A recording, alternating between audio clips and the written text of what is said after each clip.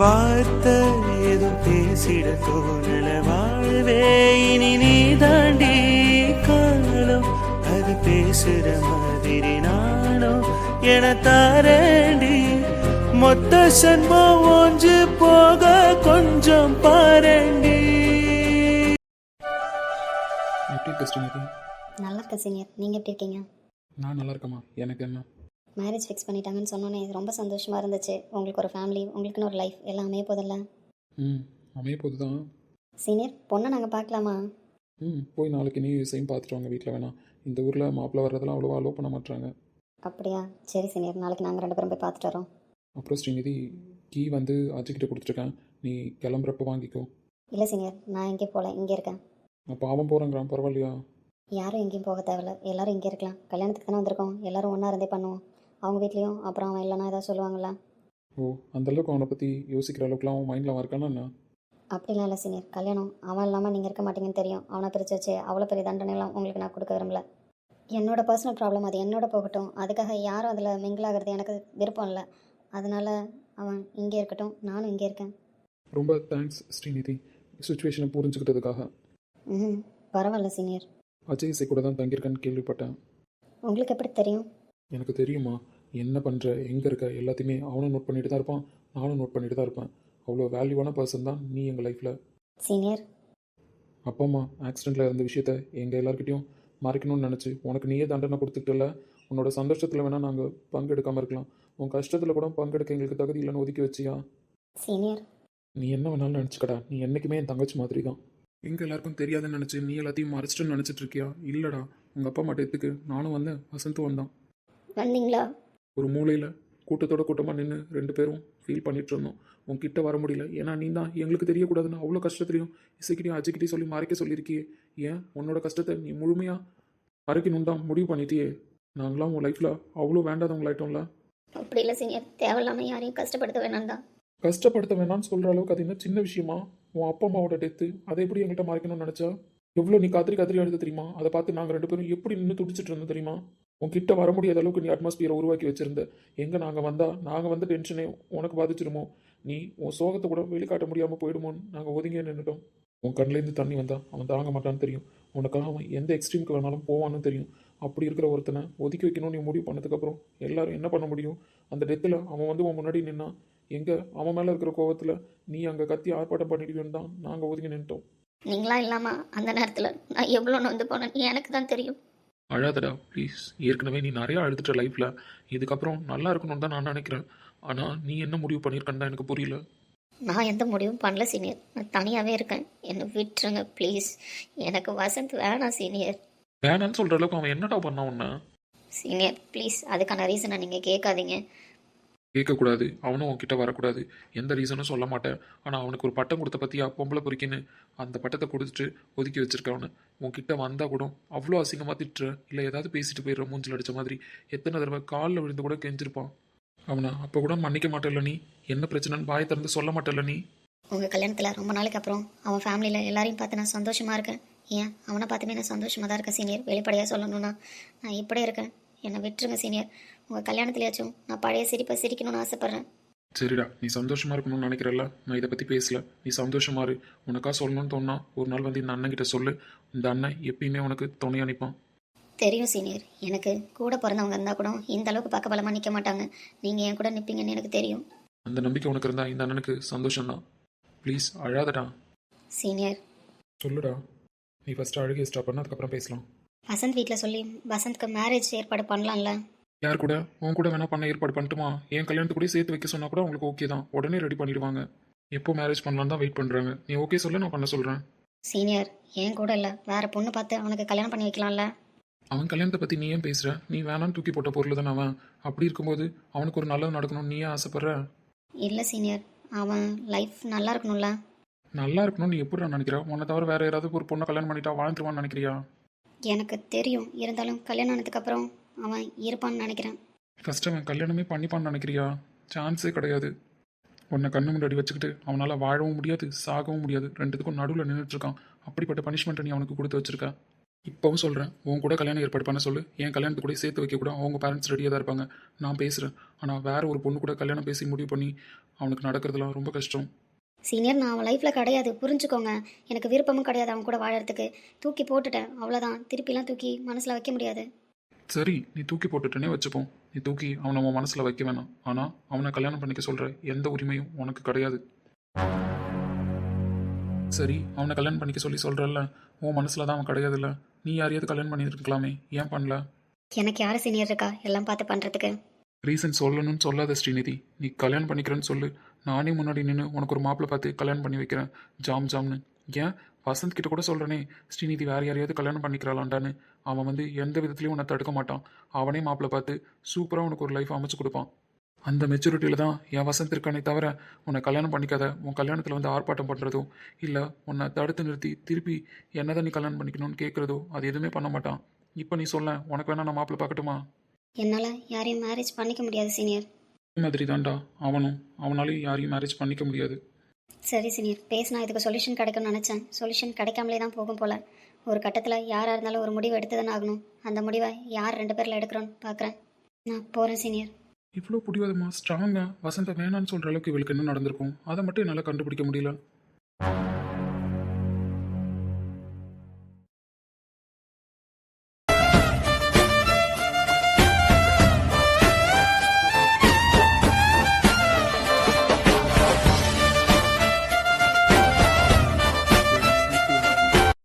சாப்பிட்டேன்டா.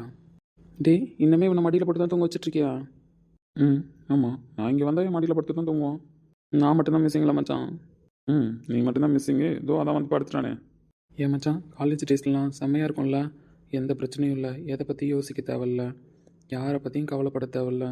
நம்ம உண்டு, நம்ம லைஃப் உண்டுன்னு இருந்தோம்ல. ஏன் இப்போ என்ன கவலைப்பட்டுட்டு இருக்கீங்க சார்? அதாண்ணா, அப்பயும் அவன் மடியில் படுத்து தான் தூங்கிட்டு இருந்தேன், இப்பயும் அவன் மடியில் படுத்து தூங்கிட்டு இருக்கேன். நான் மட்டும்தான் எங்கேயோ இருக்கேன். உனக்கு என்னடா இப்போ? நீங்கள் என்ன தான் எனக்கு சமாதானம் சொன்னாலும் என் வாழ்க்கையில் இழந்த ஒரு சில விஷயம் எனக்கு திருப்பி கிடைக்காதில்ல. அதெல்லாம் கண்டிப்பாக கிடைக்கும். கிடைக்காதுன்னு உனக்கு யார் சொன்னா? கிடைக்கும்னு இப்போ வந்து பேசினாலே உன் தங்கச்சி சொல்லிட்டு போனாலா? டேய், அவள் பிரச்சனையை விட்டுறியா? அவள் சும்மா கண்ணு கட்டிட்டு உட்காந்துருக்கா. அதை ஒழுங்காக கூட கட்டல. நம்ம நினச்சா அந்த கண் கட்ட அவுக்க முடியும். எனக்கு தோணலை. இப்போ கூட ரூமில் பார்த்தேன். என்னை பார்த்தோன்னே அவளுக்கு என்ன தோணுச்சுன்னு தெரில. எப்பயுமே திட்டுவா, ஆனால் இன்னைக்கு ரொம்ப அழுதுகிட்டே போயிட்டா வெளியில். ரொம்ப நாள் கழிச்சு ஒன்று பார்க்குறாளடா. என்னதான் இருந்தாலும் நீங்கள் 2 பேரும் லவ் பண்ணதை அவளால் மறக்க முடியாதுடா. முன்னாடிலாம் வாயை மூடுன்னு சொன்னால் கூட ஸ்ரீநிதி மூட மாட்டா. இப்போல்லாம் பேசு ஸ்ரீநிதி பேசுன்னு சொல்லிக்கிட்டே இருக்க வேண்டியதாக இருக்குது. இல்லைனா அவன் மட்டும் பிளாங்காக எதையாவது யோசிச்சுட்டு உட்காந்துருக்காடா. எனக்குமே அதான் ஆச்சு, புரியல. அவ்வளோ வைராகியமா அவங்க அப்பா அம்மா டெத்தில் கூட நாங்கள் 2 பேரும் வரக்கூடாதுன்னு யோசிச்சு அவள் மட்டுமே கஷ்டப்படுற அளவுக்கு எல்லா சூழ்நிலையும் உருவாக்கிக்கிட்டா. நாங்கள் வந்தால் கூட எங்கே சமாதானம் ஆகிடுவோமோ அப்படின்ற ரேஞ்சில் அவள் இருக்கா. அப்படி என்னடா அவள் லைஃப்பில் நடந்துச்சு இவனை தூக்கி போகிற அளவுக்கு? தேடிக்கிட்டு தான் இருக்க மச்சான். கூடிய சீக்கிரம் எனக்கு தெரிஞ்ச சொல்யூஷன் கிடச்சிரும் தான் நினைக்கிறேன். என்ன சொல்கிறா? டீட்டெயில்ஸ் கிடைச்சோன்னே சொல்கிறேன். சரி, நீ அதை பற்றிலாம் ஃபீல் பண்ணாத. கல்யாணம் வருதில்ல, நீ இதெல்லாம் போட்டு திங்க் பண்ணிவிட்டு திருப்பி பழைய ஸ்ட்ரெஸ்ஸுக்கு வராத. அவனையே நீ தான் ஒழுங்காக ஆறுதல் சொல்லி தேற்றணும். இதில் நீயே இன்றைக்கி திங்க் பண்ணிட்டு உட்காந்துருக்கேன்.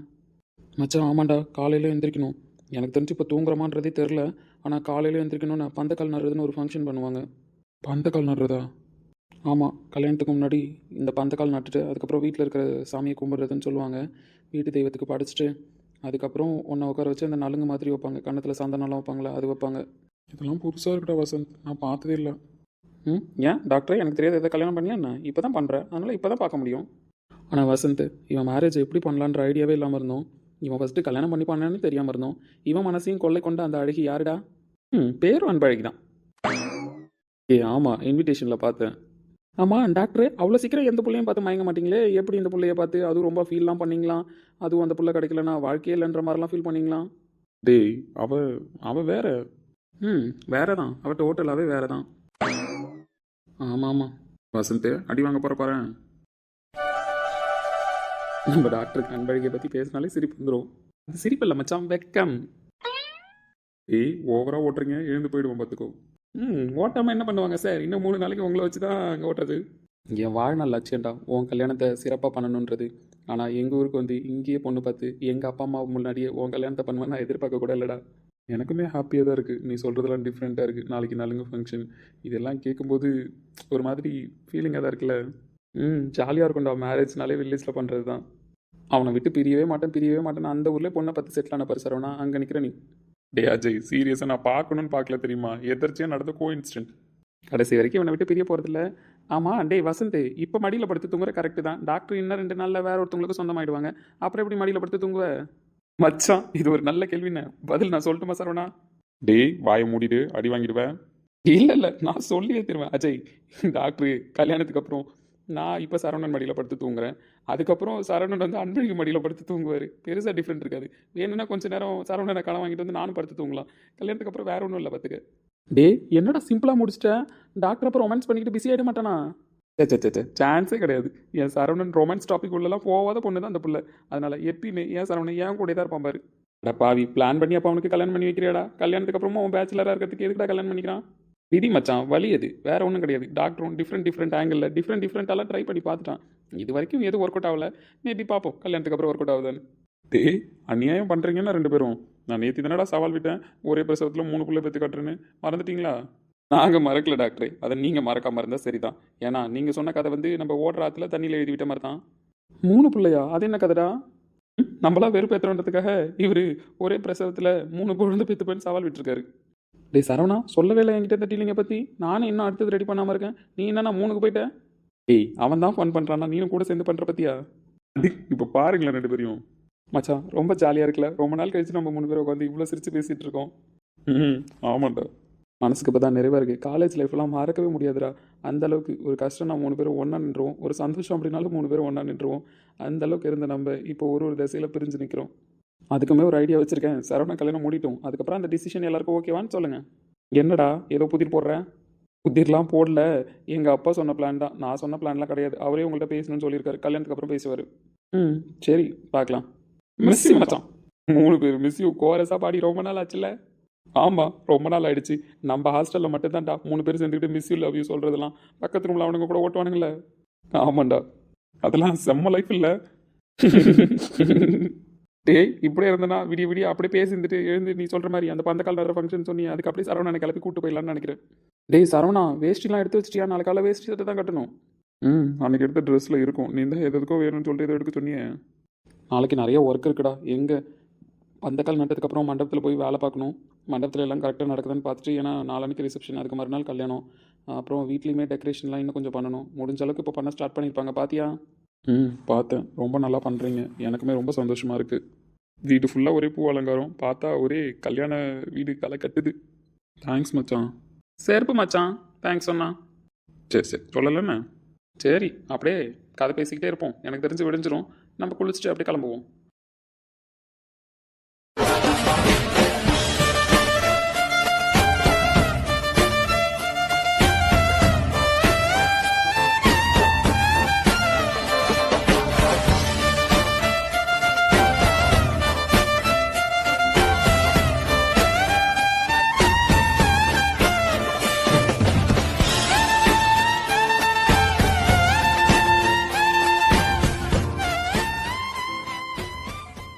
சின்னஞ்சிறு கூட்டுக்குள்ள சொர்க்கம் இருக்கு. அட சின்ன அன்பில் தானே ஜீவன் இன்னும் இருக்கு. பட்டாம்பூச்சி கூட்டத்துக்கு வட்டாயதுக்கு. அடபாசம் மட்டும் போதும் கண்ணே, காசு பானம் எண்ணத்துக்கு. பச்சை கிளிகள் தோலோடு பட்டுக்குயிலோ மடியோடு. பூலோகம் ஆனந்தத்தின் இல்லை இந்த நல்லபடியா எந்த கடமையும் கண்ணீர் இல்லாம கால் நட்டாச்சு. இதுக்கப்புறம் பந்தக்கால் நட்டதுக்கு அப்புறம் மாப்பிள்ளை எங்கேயும் வெளியில போகக்கூடாதுன்னு. ஆமாய்யா, பந்தக்கால் நட்டதுக்கு அப்புறம் மாப்பிள்ளை படி தாண்டக்கூடாது. இதுதான் எங்க பழக்கம். சரிம்மா, நான் எங்கே போகிறேன்? இன்றைக்கி வீட்டில் தான். ரொம்ப சந்தோஷமாக இருக்குமா நீங்கள் எல்லோரும் சேர்ந்து ட்ரெடிஷ்னலாக என் மேரேஜ் எப்படி பண்ணுறது. டேய் டாக்டரே, திருப்பி ஏதாவது தேங்க்ஸ் சொன்னு வச்சுக்கோயேன், அப்புறம் அவ்வளோதான். ஏய் இருந்தாலும் நான் ரொம்ப கடமைப்பட்டிருக்கேன். அதனால தான் என் மேரேஜ் இப்படிலாம் நடக்கும் நான் கனவுல கூட நினச்சி பார்க்கல. தாத்தா பாட்டி அப்பா அம்மா எத்தனை பேர், தங்கச்சிங்க ஃப்ரெண்ட்ஸு எல்லாரும் சேர்ந்துருந்து கல்யாணம் பண்ணுற பாக்கியம் யாருக்கு கிடைக்குது? இப்போல்லாம் எத்தனை பேருக்கு கிடைக்குது?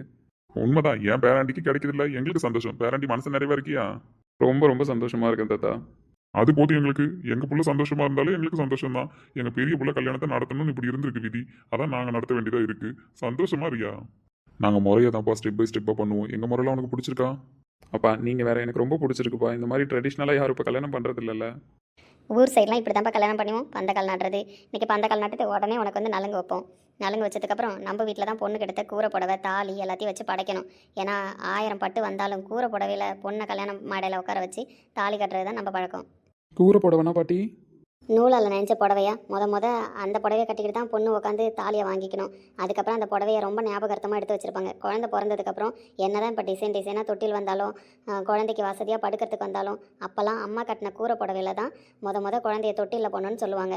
எங்கள் முறைப்படி பொண்ணு இன்றைக்கி கல்யாணத்துக்கு உட்காந்துட்டு கட்டிக்குது இல்லையா கூரை புடவை, அந்த கூரை புடவையில் தான் குழந்தைய முத கட்டி அதில் போடுவோம்.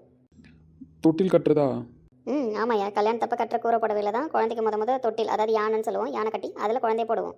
தொட்டில் கட்டுற ரேஞ்சுக்கு பாட்டி போயிட்டாங்க. ஆனால் தொட்டில் கட்டுறதுக்கு டாக்டர் ரெடியாக இருப்பானான்னு தெரியலையே. அம்மா கட்டின புடவைன்றதுனால குழந்தை அம்மா மடியில் இருக்கிற மாதிரியே நல்லா அசந்து தூங்குன்னு சொல்லுவாங்க. அதனால தான் கூரை புடவையை ஞாபகார்த்தமாக கல்யாணத்தன்னைக்கு கட்டுறது. ஞாபகார்த்தமாக கட்டி அதே புடவையில் முத குழந்தைக்கும் தொட்டில் கட்டுறது.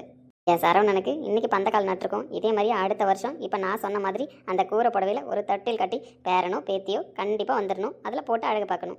இதெல்லாம் பேராசை பாட்டிக்கு. அதுவும் அடுத்த வருஷமேவான். எல்லாத்தையும் டாக்டர் கிட்ட பல்ல வேற காட்டுறான். சரிங்க பாட்டி. சரிங்க வா. சரிப்பா, எல்லாரும் உள்ளே வாங்க. உள்ளே வந்து நலுங்கு வைக்கிறதுக்கான ஏற்பாடு பண்ணுங்க. சரிங்க அத்தை, நாங்கள் போய் ரெடி பண்ணுறோம்.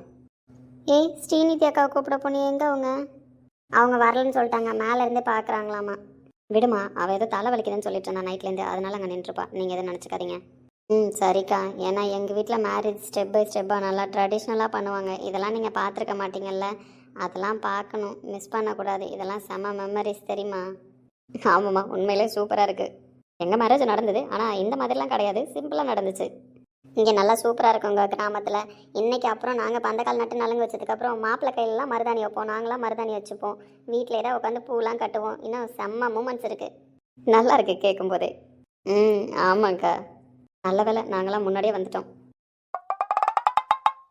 ஏய், பந்தக்கால் நடுறதுக்கு வந்து ரெடி பண்ணிட்டு வரதுக்குள்ள நீ கிளம்பி வந்து நிற்கிற. யாரை கேட்டு சாரி கட்டினா? யாரை கேட்டு சாரி கட்டணும்? டைம் ஆயிடுச்சுல. என்ன கேட்டு கட்டணும்டி? நேற்று நைட்டு என்ன சொன்னா? நான் தானே வந்து ஹெல்ப் பண்ணுவேன்னு சொன்னேன். அதுவும் இன்னைக்கு ஃப்ளீட்ஸ்லாம் வச்சு கட்டியிருக்க. எப்படி கட்டினா? இந்த கை வச்சுட்டு. அக்ஷயா ஹெல்ப் பண்ணா. அக்ஷயா ஹெல்ப் பண்ணாலா? ஏய், தேவையில்லாத அந்த பிள்ளையெல்லாம் டிஸ்டர்ப் பண்ணாதானே. நான் டிஸ்டர்ப் பண்ணல, அவளே வந்து கேட்டா. அவளே வந்து கேட்டாலும் இந்த மாதிரி எங்கள் அஸ்வின் மாமா கட்டி விடுவாரு அப்படின்னு சொல்லு. மாமாவா? அது யாரு? ஏய், நான் தாண்டி. ஏய், உன் மேலே கோவமா இருக்கேன்னா? ஏன்? ஏன்னு கேட்டான். நான் தானடி வந்து சாரி கட்டி விடுறேன்னு சொன்னேன். என்னை கூப்பிடுன்னு நைட்டு சொல்லிட்டு தானே படுத்தேன். அப்படி இருக்கும்போது எப்படி நீ சாரி கட்டலாம்? ஏங்க சும்மா இருங்க. யாருக்கு அதுல விழுந்தா என்ன நினைப்பாங்க? யாருக்கு அதில் விழுந்தாண்ணா? ஏன் பொண்டாட்டி? நான் கேட்குறேன். இந்த சாரி நல்லா இல்லை, வா போய் நம்ம நல்ல சாரியை கட்டிட்டு வருவோம். ஏங்க நல்லா தான் இருக்கு, வீணா அடி வாங்க போறீங்க இப்போ.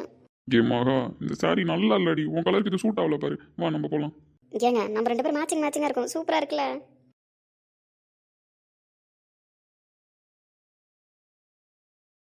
சூப்பராக இருக்கும். அப்போ ஏய், உங்ககிட்ட இதோ குறையுது தெரியுமா? என்ன குறையுது? பொட்டு தாலி புடவை எல்லாம் ஓகே தான். பூ எங்க? அச்சோ, அத்தை கொடுத்தாங்க, நான் மறந்துட்டாங்க. டேபிள்ல இருக்கு. டேபிளில் இருக்கா? அங்கே இருக்கட்டும்னு மாமா போயிட்டு உனக்கு சூப்பராக குண்டு மல்லி வாங்கிட்டு வர. ஓகேவா? ஏங்க அதெல்லாம் வேணாம். உள்ள அத்தை கொடுத்தாங்க, அந்த பூவே இருக்கு. ஏய், அத்தை கொடுத்த பூ முக்கியமா மாமா கொடுத்துற பூ முக்கியமா? மாமா வாங்கிட்டு வந்து கையாலே வச்சு விடுவேன். உங்க அத்தனை வச்சு விட்டாங்க. இதெல்லாம் ஓவர்னா? டேய், இவன் என்னடா பிடிக்காம கல்யாணம் பண்ணா, பிடிக்கலன்னா ஏதேதோ சொன்னான். இங்கே எவ்வளோ பெரிய படம் ஓட்டிட்டு இருக்கான். டேய், பாட்டி சொன்னாங்களே அந்த கூரை புடவையில் தொட்டில் கட்டுறதுன்னு. இவன் கட்டியிருக்கிற பட்டு புடவையில இன்னைக்கு தொட்டில் கட்டிடுவான் போலயே. டேய், என் கல்யாணத்துக்கு முன்னாடி இவன் எல்லா கதையும் முடிச்சிருவான்னு நினைக்கிறேன். போகிற ஸ்பீடை பார்த்தா இதில் குண்டு மல்லி வேற வாங்க போறானோ. செல்லம், மாமா கூட வேணா அப்படியே பைக்கில் ஒரு ரவுண்டு போயிட்டு வருவோம். நான் வரல, வீட்டில் எல்லாரும் தேடுவாங்க. சரி, நீ வீட்டில் இரு, நான் போய் வாங்கிட்டு வரேண்ணா. டேய், கூட்டுரு ஒன்று வேணா. இதுக்கு மேலே இந்த வழியாட்டி கிராஸ் பண்ணவும் முடியாது, இதை கேட்கவும் முடியாது. ரொம்ப அழும்பு கட்டி அடிக்கிறான்டா. திடீர்னு இப்படி அதிரடியாக மாறிட்டானே. ஆமாம் கூப்பிடு. டேய் அண்ணா. யாரா அவனுங்க? ஐயோ தம்பி, வாங்க தம்பி. என்ன 2 பேரும் நினைக்கிறீங்க? தம்பியா?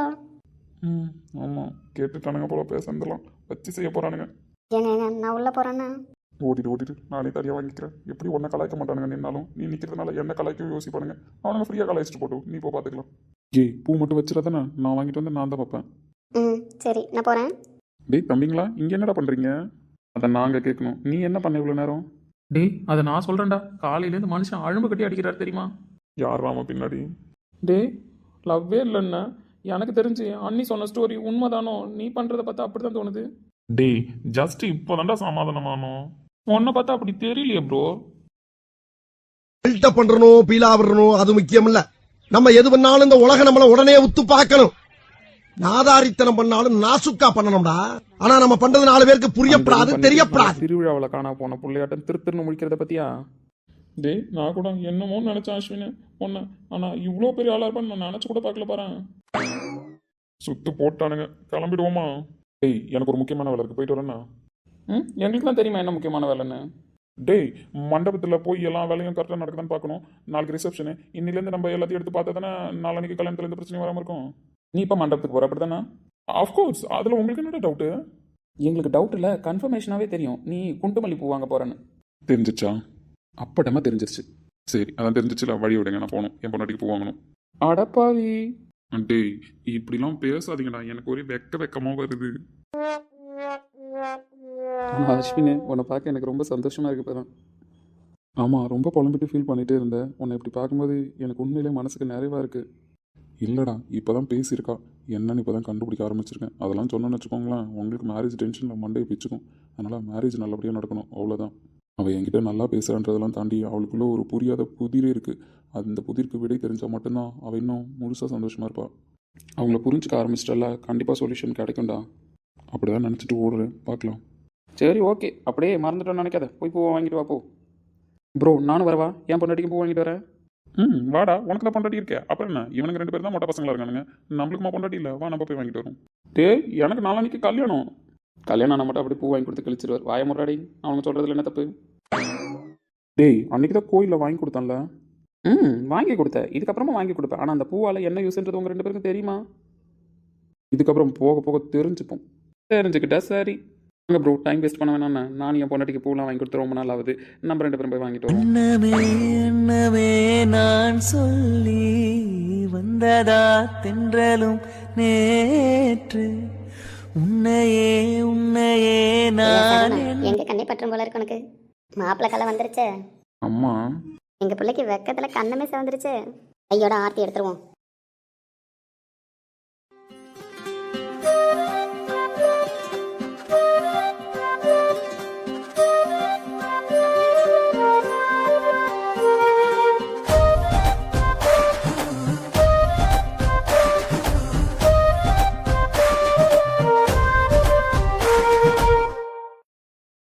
டேய் சரவணா, என் கண்ணே பற்றும் போல இருக்கு தெரியுமா? அவ்வளோ அழகாக இருக்க மச்சான். உண்மையிலே வைக்கணும் என்னன்னு எனக்கே இன்னைக்கு தாண்டா தெரியுது.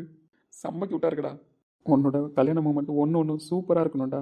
அதை நல்லபடியாக நடத்திட்டனாலே எனக்கு போதும். நீ இருக்கும்போது எனக்கு என்ன மச்சான், பார்த்து பண்ணுறதுக்கு ஒன்றை விட ஒருத்தன் இருந்துட முடியுமா என் லைஃப்பில்? கியூட்டா நீ மச்சான்.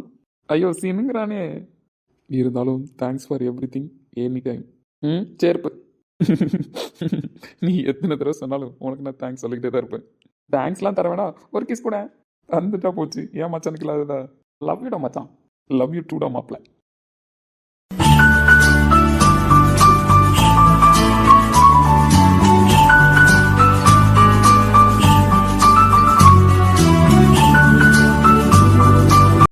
சின்னஞ்சிறு கூட்டுக்குள்ள சொர்க்கம் இருக்கு. அட சின்ன அன்பில் தானே ஜீவன் இன்னும் இருக்கு. பட்டாம்பூச்சி கூட்டத்துக்கு வட்டாயதுக்கு அடபாசம் மட்டும் போதும் கண்ணே, காசு பானம் என்னடா உறந்து போய் உன் தங்கச்சியை பார்த்துட்டு நிற்கிறேன். கல்யாணம் ஆக போதில்ல தங்கச்சிக்கு. ஆமாண்டா, அதுக்கே உன் குரல் இவ்வளோ இதாக போதும்ல? இல்லைப்பா, பொத்தி வச்சுருந்துட்டேன். இப்போ அவளுக்கு கல்யாணம், நம்ம வீட்டிலேருந்து போயிடுவாள்ல. நம்ம இஷ்டத்துக்கு இதுக்கப்புறம் அவளை பார்க்க முடியாது, அவள் கூட உட்காந்து பேச முடியாது. மாப்பிள்ளை நல்ல மாப்பிள்ளை தான், அதில் ஒன்றும் குறை கிடையாது. நம்மளை விட அவளை நல்லாவே பார்த்துப்பாரு. இருந்தாலும் தங்கச்சி. டேய் என்னடா நீனே இப்படி நிற்கிற? அவன் முன்னாடி போய் இப்படி நின்றுடாத. தம்பி உடஞ்சி போயிடாத சாமி, இங்கே தானே இருக்கா நம்மளுக்கு ஏற்ற மாதிரி உள்ளூரில். எப்போ வேணாலும் போய் பார்க்கலாம் ஐயா. அந்த நம்பிக்கையில் தான் நான் இருக்கேன். ஏன் புள்ள அன்பழகி, நீ எதை சும்மா சுத்திட்டு கிடக்குறன்னு நினைச்சேன். இம்புட்டு அழகா இருப்பேன்னு தெரிஞ்சிருந்தா உன்னை நானே பேசாம கட்டியிருப்பேன்ல. அடப்பாவி பயல. இல்ல மணி, இந்த முடிவை ஏன் இப்ப யோசிக்கிற? முன்னாடி யோசிச்சிருந்தா பேசாம நீயே கட்டிட்டு இருக்கலாம்ல, நம்ம கூட கடந்திருக்கும் இந்த புள்ள. இல்லை மணி, உன்னை நான் கட்டிக்கணுமா? ஏன் புள்ள அன்பழகி, ஏன் அழகுக்கு என்ன குறை? நல்லா அரவிந்த் சாமி கணக்கா நல்லா கலரா சூப்பரா தானே இருக்கேன். என்ன கட்டிக்கிட்டா என்ன உனக்கு? எம்மா மருமவள இப்ப கூட சொல்லு என் மவனை கட்டிக்கிறியா? எனக்கு என் டாக்டர் தான் வேணும். அது சரி இதுக்கப்புறம் அவ மாறிடுவாளா? போன கல்யாணத்துக்குலாம் வந்து இவளை கிளப்புன்னு கிளப்பி உட்கார வச்சேன். இந்த கல்யாணத்துக்கு இவ வந்து நம்மளை எழுப்புறாயா என்ன கிளப்புங்கன்னு? நலுங்குக்கே நைட்டு வந்து வீட்ல எழுப்ப ஆரம்பிச்சிட்டா. கல்யாணத்துக்குலாம் நைட்டே கிளம்பி உட்காந்துருவா போல காலையில. என் பிள்ளைக்கு கண்ணே பற்றும் போல இருக்கு. எந்த பிரச்சனையும் இல்லாம இந்த கல்யாணம் நல்லபடியா நடக்கணும். குலசாமி எல்லாம் வேண்டியிருக்கேன். அதெல்லாம் நல்லபடியா நடக்கும்க்கா. அவளுக்கு என்ன மகாலட்சுமி மாதிரி இருக்கா. அவளுக்கு ஏத்த மாதிரி மாப்பிள்ளை நல்லா 2 பேரும் சூப்பரா வாழ்வாங்க பாருங்க. ஏன் அன்பழகி என்ன உன் டாக்டர் கிட்ட பேசுனியா காலையில இருந்து? எக்கா இன்னும் பேசல தெரியுமா? இதுக்கப்புறம் தான் பேசணும். அப்படியா? மாப்பிள்ளைக்கு நலுங்குலாம் வச்சுட்டாங்களாம். அவங்க சொன்ன உடனே தான் உனக்கு நலுங்கு வச்சான். மாப்பிள்ளைக்கு வச்சதுக்கு அப்புறம் தானே பொண்ணுக்கு நலுங்கு வைக்கணும்.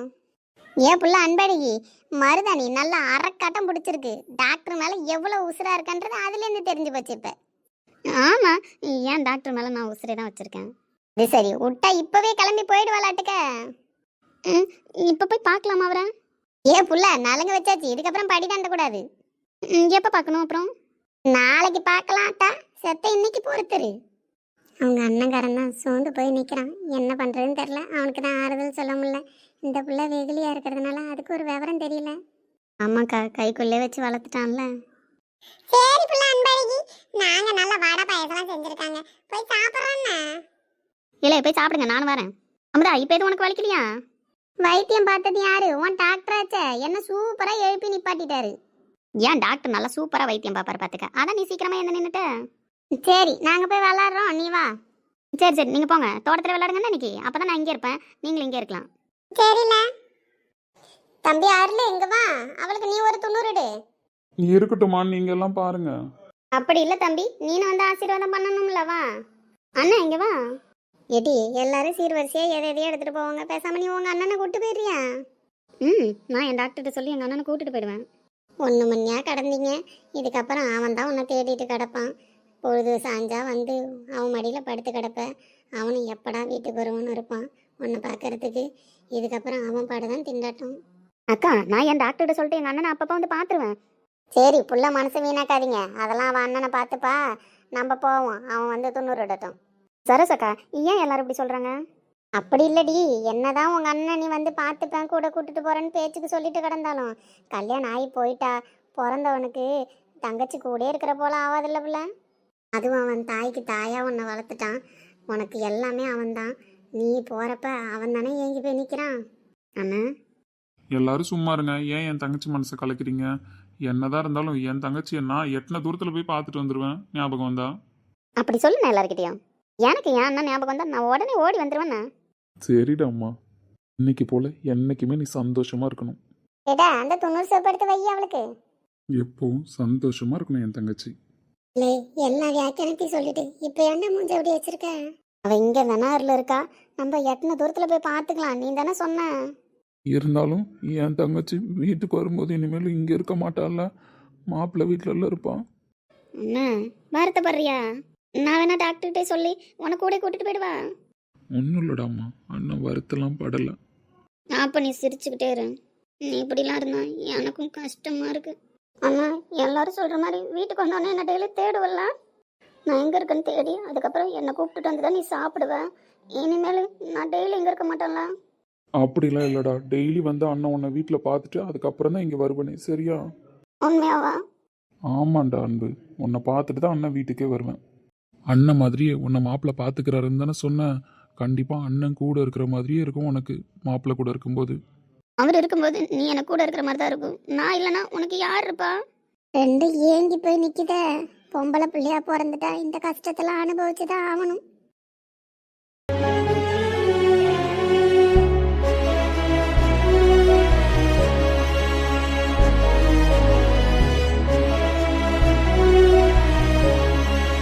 அன்பு ஃபீல் பண்ணாதான் ஃபீல் பண்ணி நான் அண்ணன் தாங்குவோம். அண்ணன் சிரிக்கணும், அவ்வளோதானே? அண்ணன் சிரிக்கிறேன். நீ டெய்லி என்னை வந்து பார்த்துட்டு வருவேன்னு சொல்லு, அப்பதான் நான் சிரிப்பேன். கண்டிப்பாக டெய்லி வந்து அண்ணன் உன்னை பார்த்துட்டு தான் வீட்டுக்கே வருவேன், போதுமா? ம் இப்போ சிரிக்கணும் என் தங்கச்சி. அண்ணனை சிரிச்சாலும் நான் சிரிப்பேன். நானும் சிரிக்கிறேன், என் தங்கச்சி சிரிப்பாளாம், ம் போதுமா? நானும் சிரிப்பேண்ணா. என் தங்கச்சி இப்போ போல எப்பவும் சந்தோஷமா இருக்கணும். மாப்பிள்ளைக்கு நலங்கு வச்சுட்டாங்களாம் தெரியுமா? தெரியலண்ணே, என் ஃபோன் ஏதோ பிரச்சனைன்னு நினைக்கிறேன். அதை சார்ஜ் போட சொன்னல. சார்ஜ் போட்டு வச்சிருக்கேன். போய் மாப்பிள்ளைகிட்ட என்ன ஏதுன்னு பேசு. நான் பேசவா? ஃபோன்லாம் பேசலாம், பேசு. சரிண்ணா. கனவு கலையவில்லை கண்களில், இதயம் துடிக்கவில்லை ஆசையில், வாழ்வும் தாழ்வும் அவள் வார்த்தையில், கண்ணுக்குள் இமையாக இருக்கின்றாள், நெஞ்சுக்குள் இசையாக துடிக்கின்றாள். நாளைக்கு நான் காண வருவாளோ, பாறைக்கு நீரூற்றி பூவாளோ, வழியோரம் விழி வைக்கிறேன், என்னை தாலாட்ட வருவாளோ, நெஞ்சில் பூமஞ்சம் தருவாளோ, தங்கத் தேராட்டம் வருவாளோ, இல்லை